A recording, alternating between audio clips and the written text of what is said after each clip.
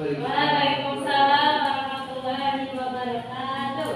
Selamat siang anak-anak. Siang Ibu. Apa kabar hari ini? Alhamdulillah baik Ibu. Alhamdulillah. Baik, sebelum mulai pembelajaran pada hari ini, langkah baiknya membaca doa terlebih dahulu. Kepada ketua kelas, silakan untuk memimpin doa terlebih dahulu. Untuk memulai pelajaran hari ini, berdoa dulu.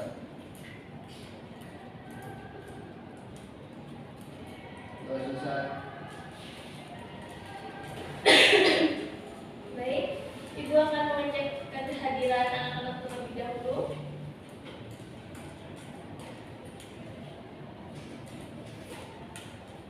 Bagus Nabila, hadir Ibu. Dimas Dwi, Hadir Bu. Putri Diahwati, hadir Ibu. Zahra Aulia, hadir Ibu. Baik, hadir semua ya hari ini. Hari ini kita akan mempelajari tentang mengajukan hipotesis berdasarkan informasi. Baik anak-anak, sebelum melanjutkan ke materi ini, adakah yang masih ingat materi sebelumnya? Fabel Ibu. Baik, dia bisa dijelaskan kembali fabel itu apa? Fabel adalah cerita yang menceritakan kehidupan hewan yang berperilaku menyerupai manusia. Baik, bagus sekali ya, terima kasih. Baik, hari ini kita akan mempelajari untuk mengajukan hipotesis berdasarkan informasi. Hipotesis. Ada yang sudah tahu apa itu hipotesis? Dugaan sementara. Baik, benar Mas. Ada yang ingin berpendapat lain anak-anak? Apa itu hipotesis selain Dimas? Izin Bu, Baik, Putri dia, hipotesis ialah digunakan untuk menguji suatu fenomena atau konsep. Baik, terima kasih Putri dia, bagus sekali. Jadi hipotesis adalah pernyataan sementara yang menjelaskan hubungan antar variabel berdasarkan informasi yang sudah ada. Pernyataan ini perlu diuji melalui data dan analisis untuk membuktikan apakah benar atau salah. Selanjutnya yaitu ada fungsi hipotesis. Yang pertama yaitu untuk memberikan arah penelitian agar fokus. Lalu yang kedua, membantu menentukan variabel yang diuji. Ketiga, membantu menyusun metode pengumpulan data yang sesuai. Selanjutnya ada contoh hipotesis.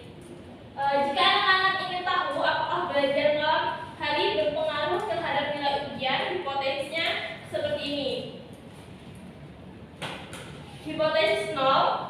Belajar malam hari tidak mempengaruhi nilai ujian. Lalu hipotesis alternatifnya, belajar malam hari mempengaruhi nilai ujian.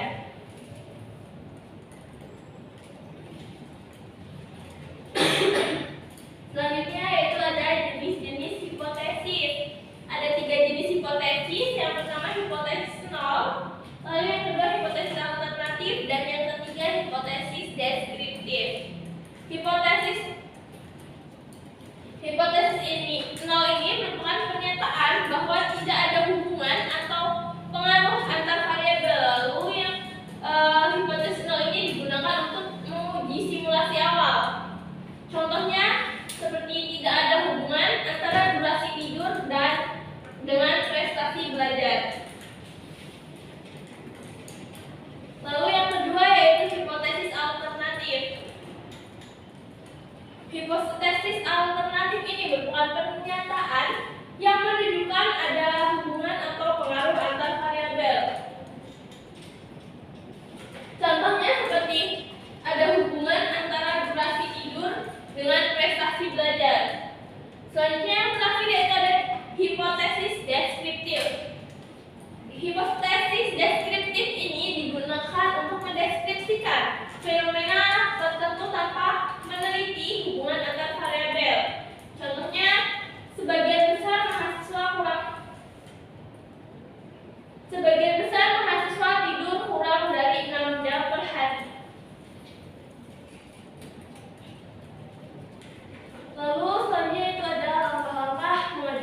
hipotesis. Yang pertama yaitu kita dapat mengidentifikasi masalahnya terlebih dahulu, pahami masalah apa yang akan kita teliti. Contohnya seperti masalah apakah penggunaan gadget mempengaruhi kualitas tidur siswa. Lalu yang kedua, kita dapat mengumpulkan informasi awal. Anak-anak itu dapat mencari data awal dari artikel, jurnal, atau dengan observasi. Contohnya yaitu banyak siswa yang mengaku sulit tidur karena sering main gadget di malam hari. Yang ketiga yaitu rumuskan pernyataan penelitian. Hal ini dapat buat pertanyaan yang spesifik terlebih dahulu dan terfokus. Contohnya, apakah durasi penggunaan gadget mempengaruhi tidur siswa? Selanjutnya yaitu susun hipotesis. Berdasarkan data dan teori, buat hipotesis 0 dan alternatif. Contoh hipotesis 0. Penggunaan gadget tidak mempengaruhi kualitas tidur siswa. Lalu hipotesis alternatifnya, penggunaan gadget mempengaruhi kualitas tidur siswa.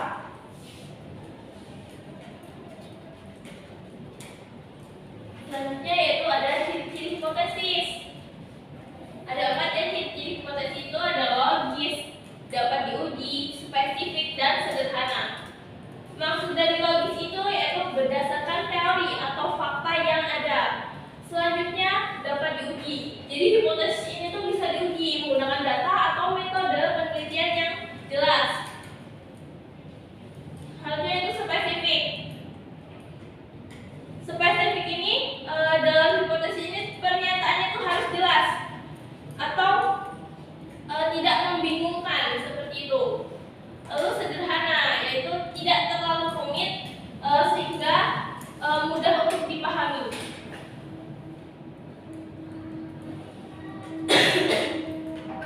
Baik anak-anak, dari materi yang Ibu sampaikan, adakah yang ingin bertanya atau kurang paham boleh ditanyakan.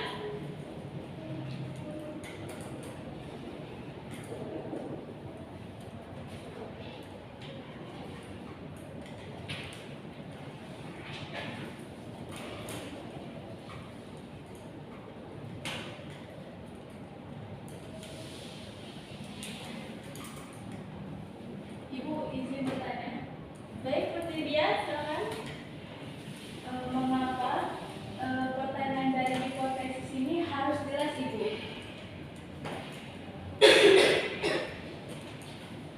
Baik. Terima kasih Putri Dia. Mengapa pertanyaan di hipotesis ini harus jelas? Agar kita sebagai peneliti bisa mengetahui apa yang kita harus teliti dan apa yang harus kita lakukan. Lalu kalau misal pertanyaannya tidak jelas, itu akan membingungkan penelitinya sendiri dan pembaca atau pembacanya itu juga nanti akan bingung dengan pertanyaan yang tidak jelas seperti itu. Baik, terima kasih, Ibu. Apakah ada yang ingin bertanya lagi?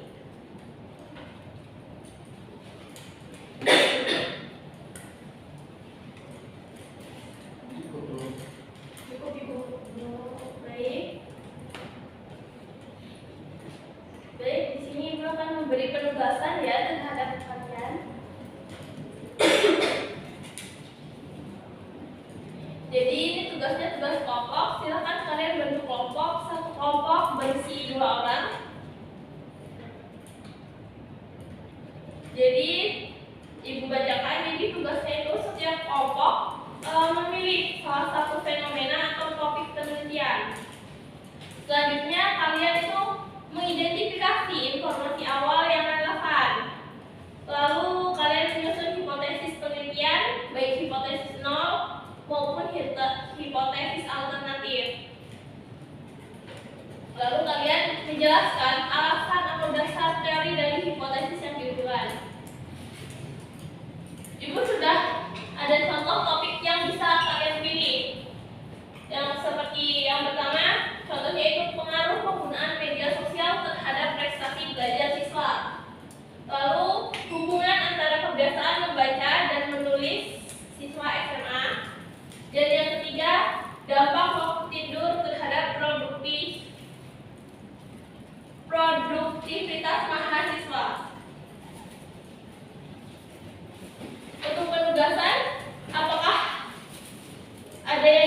ditanyakan atau kurang jelas? Silakan kalian kerjakan bersama kelompok kalian. Kalian dapat memilih topik yang ada di depan ini, salah satu saja setiap kelompok. Lalu tolong kerjakan sesuai dengan apa yang Ibu minta.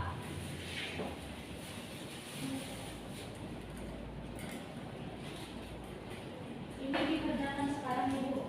Betul ya.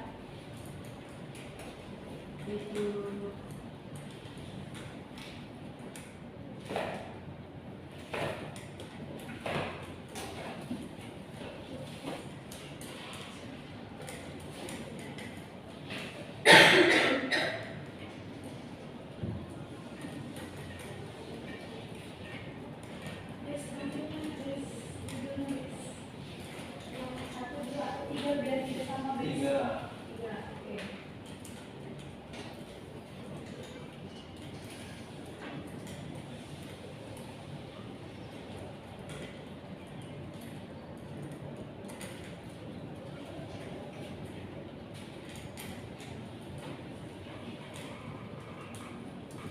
Apa nomor dua ya, Bes?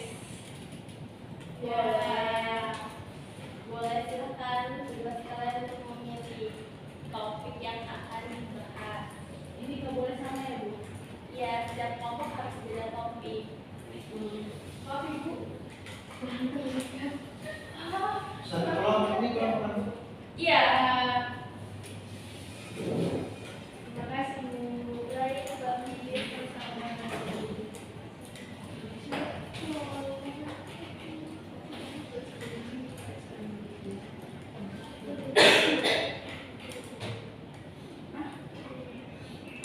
Kamu satu lah, Bu. Kamu cari nomor tiga. Mana ada nomor satu?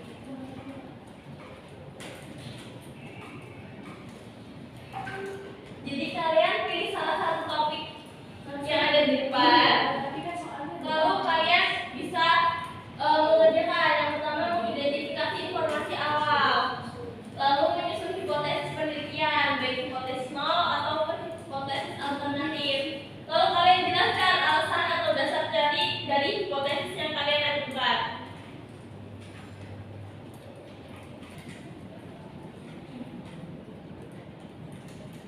Ya, Bu. Baik, kelompok 5 sudah. Ya. Boleh dipresentasikan di depan ya untuk kelompok 5. Baik, hipotesis yang dibuat terkait dampak waktu tidur terhadap produktivitas mahasiswa. Yang pertama, terdapat hubungan yang signifikan antara kebiasaan tidur yang buruk dan peningkatan gejala gangguan mental seperti kecemasan dan rasa stres. Waktu tidur yang lebih baik, durasi yang lebih lama, dan konsistensi yang lebih baik bervariasi dengan nilai yang lebih baik. Kurang tidur dapat menyebabkan berbagai dampak negatif seperti terganggunya pembelajaran, daya yang rendah, meningkatkan resiko kegagalan akademik, suasana hati yang buruk, meningkatkan resiko kecelakaan kendaraan bermotor, seperti tidur menurun, daya ingat berjalan dan sulit fokus. Terima kasih, Bu. Baik, terima kasih Dimas. Berikan aplaus untuk kelompok Dimas. Baik, untuk kelompok Sutridia dan Zahra, apakah sudah? kasih waktu kami 2 jam, Bu. Terlalu lama ya Zahra 2 jam. Jadi lagi Bu. Baik. Baik, sudah Sutridia? Sudah, Ibu. Silakan mempresentasikan hasilnya di depan teman-teman. Ya. Baik. Teman-teman, tolong perhatikan ya. Baik. Jadi identifikasi informasi awal tentang hubungan antara kebiasaan membaca dan kemampuan menulis siswa SMA ya. Yang pertama yaitu pentingnya membaca. Membaca merupakan salah satu kegiatan yang fundamental dalam proses pembelajaran. Kegiatan ini tidak hanya meningkatkan pengetahuan, tetapi juga memperluas kosakata serta pemahaman struktur. Ya, yang kedua yaitu keterkaitan membaca dan menulis. Banyak penelitian menunjukkan bahwa kebiasaan membaca yang baik berkontribusi positif terhadap kemampuan menulis. Membaca cenderung memiliki contoh dan referensi tulisan yang lebih kaya, sehingga membantu mereka dalam mengekspresikan ide dan gagasan ketika menulis. Yang terakhir yaitu pengaruh terhadap keterampilan berbahasa. Pembaca yang aktif biasanya lebih terampil dalam memahami tata bahasa ejaan dan gaya penulisan, yang semuanya adalah aspek penting dalam menulis yang efektif. Cukup Ibu. Baik, terima kasih dia. Beri aku kelompok untuk dia. Baik, Ibu rasa cukup untuk pembelajaran hari ini. Terima kasih kepada anak-anak yang sudah mempresentasikan hasil tugas yang Ibu berikan.